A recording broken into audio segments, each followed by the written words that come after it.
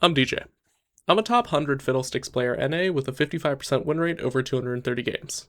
And I'm here to show you why you should love the Ancient Fear, the Fiddler of Sticks, the Demon. Fiddlesticks! As Fiddlesticks, if everything is going to plan, then you are a glorified stat checker. Think Garen, except you have to, think. But more importantly, your goal is to create fear, always making them afraid of an unwarded bush or an effigy around the corner. If it's in your vision, it's yours. Because you don't outplay people with mechanics. No, you're better than that. But with vision, macro, and a terrifying amount of damage that can delete champions. And if they survive your burst, guess what? They can't move or use any abilities. This champion propelled me to Masters and has great carrying potential for anybody able to play with this unique kit. And have some patience. Here are the pros and cons. He's CC the champion, with potential for 5-man fears and silences, extremely high damage ult, with extreme snowball potential. For the cons, he has little to no mobility, he needs high macro knowledge, and pretty weak early game. All of these combined create the perfect little monster for those that prefer ambushing and shutting down overloaded 200-year 3 million dash champs before they get a chance. I'm assuming I've sold you on Fiddlesticks, and you're already hovering him in champ select. Before you start, there are a few mindsets and pointers you need to have. You are weak, like most other junglers can take you out, especially before level 6. This is to penalize for the fact that if you land your ult fear, you more likely than not will straight up kill your target, and if they manage to escape, they have to blow expensive abilities like flash or a dash. However, it is important to remember that Fiddle's W is incredibly strong in the right situations. When surrounded by many suckable things such as void grubs or raptors, it can be considered a very high percentage play in positions where you're weaker and wouldn't normally win a skirmish, such as the early game. As Fiddle, your role changes depending on the game state. When behind, you're a CC bot that stuns to create opportunities or shut them down. When even, you're either jumping the enemy carries or trying to deal as much damage as possible through counter-engaging. When ahead, you make the opportunities and look to play aggressively on top of their team, gutting any players that even try to approach you. While less impactful than say top or mid, your matchup still matters and decides how you approach teamfights and invading. The main source of damage in a skirmish without ult is your W. You get 4 seconds of cooldown reduction upon completion or when all targets move out of range. This does not happen when CC'd or if you move. So the main threats are anybody with a quick CC to knock you out of your channels or the ability to resist CC. I personally ban Elise or Udyr as I hate fighting them at any stage of the game with a passion. This also goes for ganks. A Leona or Aatrox can easily shut you down and outplay you with how it goes being heavily dependent on them. Keep this in mind when picking which lane should have your ganking priority. Now we need to plan our build for the game. When it comes to runes, I take Electrocute for burst damage, or you can take Dark Harvest for scaling, but it takes a second to come online. Cheap Shot is normally the go-to as we proc it more in sustain fights, but Sudden Impact is great for maximum burst damage. Grisly Mementos for reduced effigy cooldown, or Sixth Sense for more vision control. And lastly, Ultimate Hunter for cooldown reduction. For secondary runes, I take Axiom Arcanist and Absolute Focus for more ult damage, but Transcendence isn't bad too. The Inspiration rune tree is also good, but highly situational due to less maximum damage.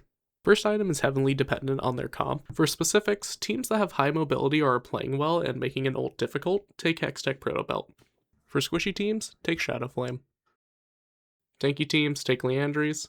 Afterwards, always build Zanya's second item because its utility allows for safe dives and engages that your team can follow up on.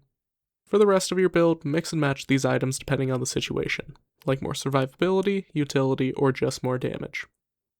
Since we are in the game now, you'll need to learn the Fiddlesticks clear. It's extremely healthy and efficient, but like the rest of him, it's high risk, high reward. I'd recommend practicing the clear until you can do it without worry about resetting the camps, as it can severely set you behind in a real game if you mess this up. A basic rule of thumb is the W that kills a camp should kite into the next camp, so start Raptors and start kiting at sub 250 health on the main chicken into red. Avoid too many auto attacks in pixel perfect position on this exact point, otherwise the Krugs will lose aggro and live on nothing. Then as soon as your W comes up, EW smite the Krugs, lead into 2 auto attacks before Wing them to death.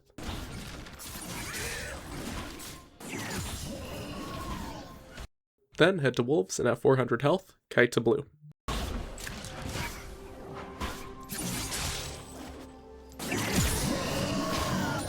And at 1000 health on the blue, E the Gromp and stand here for your optimal W into kiting back the Gromp and killing both camps.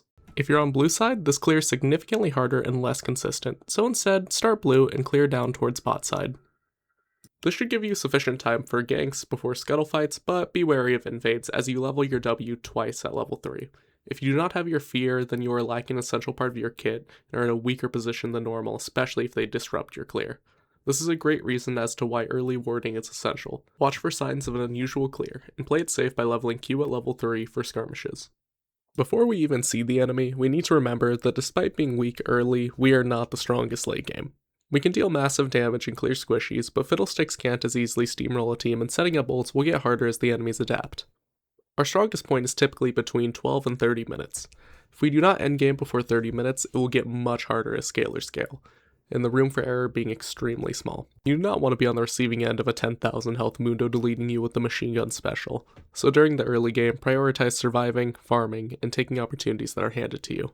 Once you hit 6, a timer is put on you to start grinding kills and making opportunities. Any lead can easily be taken from you too. One bad decision and you're caught out with little counterplay, unless you are in perfect circumstances. Don't let this you, because you will be able to easily kill people in lane if you prioritize vision and positioning. So even when we hit 6, our kick-ass ability is still not ready yet. We gotta set it up like a scene from a horror movie. A sense of comfortability, confidence, until the monster pops out without them even thinking about it, and then returns to the unknown, now keeping them on edge. Distracting them with the thought in their mind that the next time they overstep, they could easily die. This is what fiddle mains live for. The fear factor is a real thing that can snowball into complete domination over their team. It will make them hesitant of potential plays if you're off the map and any unwarded bush is now a threat to them. Especially if you manage to pull off from lane ganks, as most players, especially Diamond and below, don't expect it. But losing this fear factor can quickly snowball to losing your threat factor entirely, and people learn your limits. This is why I personally like to gank each viable lane at least once and make a big impact on the first 2 attempts. Even a flash or bad lane state is enough to have them doubt their own confidence and impact the lane enough to make a difference. To start building fear with these plays, a Fiddlesticks needs to ensure 2 things: their position and that you are unseen. A quick effigy on top of you can be used in most situations, as most players have a goldfish memory and won't even remember to ward your critical angles or even track you. However, in higher ranks and against players that watch their maps like a hawk, you need to ensure that the path you are taking is unwarded, because as soon as you are spotted, the play may as well be over. This will require pre-planning through clearing wards and letting the dust settle before heading in for a gank. The best lane gank angles are the ones seen here. However, during a teamfight, you will oftentimes be forced to use creative positionings or flanking angles to use your ult, which is why vision control is extremely important. This can be difficult to pull off though, as teamfights can explode at any moment, and it's important to focus on prepping fights you know will happen, such as at objectives or within their jungle on resets. Putting 1 or 2 effigies on potential ult positions enables the full utilization of Fiddle's passive through disguising yourself as an effigy right before a teamfight. This will require prediction and tracking of the enemy and their intentions, which all goes back to vision control and strong fundamentals. All of this may be daunting, but it's important to remember that all of this eventually becomes automatic as you gain more and more fiddle experience. When first starting out, just find the right ult positions for you in the moment and try to clear wards around you preemptively. A Fiddlesticks can end a game before 30 minutes through pure domination in the mid-game and breaking the enemy morale through repeated glorious stat-checking ults on those already down on their luck. If you can start snowballing a lead through a pick or 2, it can enable you to start bullying the enemy jungler with a fear ult combo that then leads to more objective and more unexpected ult angles on the lanes. Just don't get too cocky, as you are still a squishy assassin and a large bounty on the wrong person can disrupt all momentum. Play smart, play safely. In a ranked game, if you don't know if it's a safe play, don't go for it.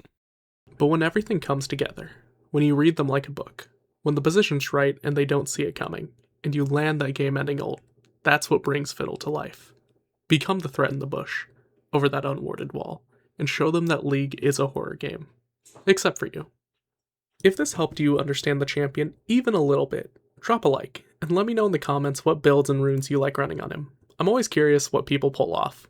Good luck out there on the Rift. This is DJ, signing off.